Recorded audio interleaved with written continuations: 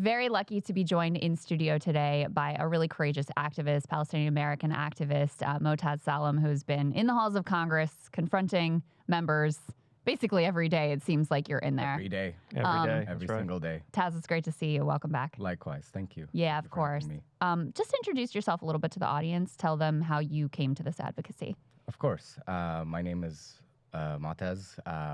I'm Palestinian-American. I have, my father's from Gaza. I have a lot of family in Gaza. I initially moved to DC for grad school. I'm doing right now a doctorate in clinical psychology. And so I got into doing this.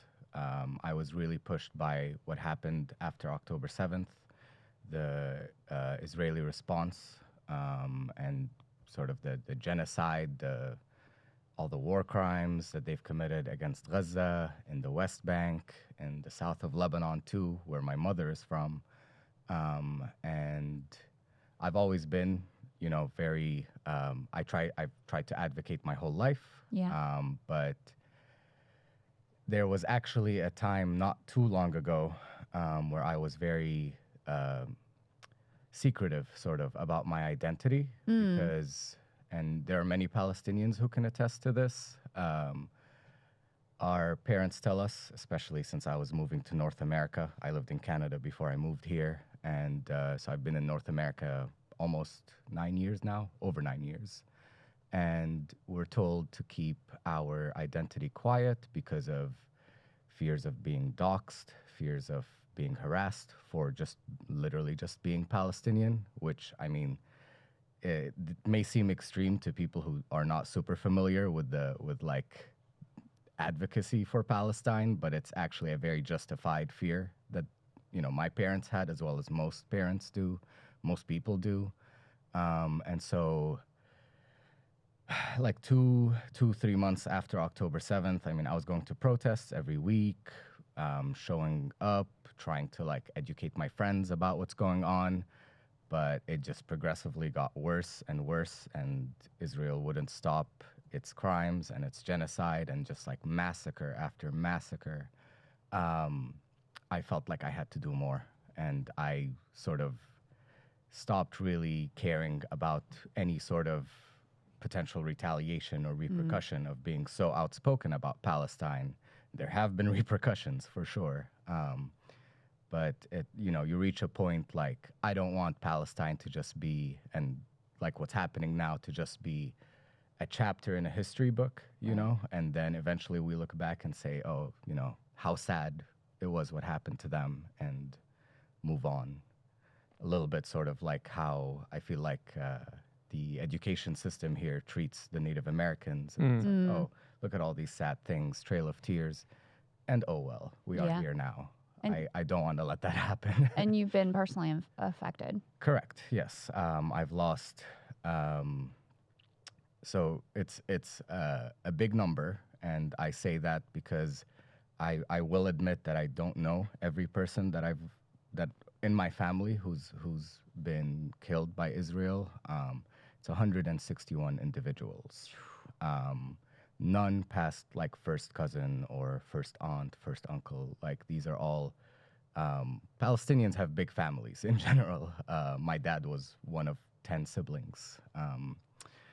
And so, but there are a lot of them that I knew well, that I was close to. And actually just the most recent one was last Monday, not this week, but the week before. And was someone who I was in, you know, somewhat regular contact with, and they were killed as well in an airstrike. So, you know, it's unconscionable. It's hard to even process. I don't know how. I don't think we're meant to process. This is like me speaking as a psychologist in training. Like, there's no literature on how to process such like mass grief and genocide, and especially in this sort of almost comically evil way that Israel has carried out its actions. So you were in contact with a number of your family members who were there, and some who even passed away? Correct. Wow. Yes. Have you ever been to Palestine, whether it be Gaza, West Bank? I have when I was much younger. I think I was maybe 4 or 5 years old. I had the opportunity. I mean, I have an American citizenship, so I've had the opportunity to go back, but it's always felt wrong to, because my dad can't go back. He was one time able to when, I think it was when Morsi in Egypt had his very short reign, and he opened up the Rafah crossing. Oh, interesting. And I was in like high school then, I believe. So. And by the way, he was cooed too, by the way. He was cooed, yes. He was. Yeah, that's right.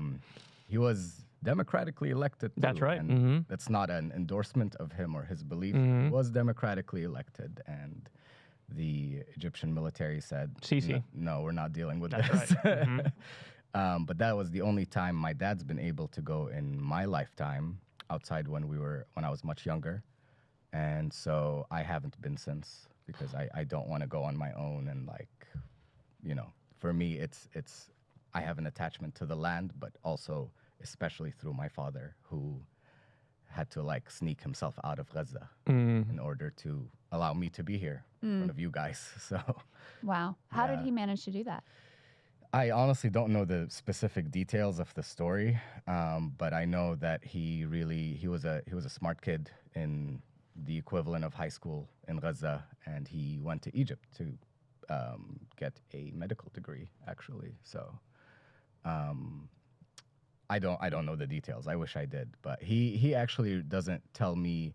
It's hard to get many details out of him because I think, one, he fears how much advocacy I'm doing. He worries about me as a parent, and like even like when I found out, like for example, I found out about some more deaths in our family in Gaza.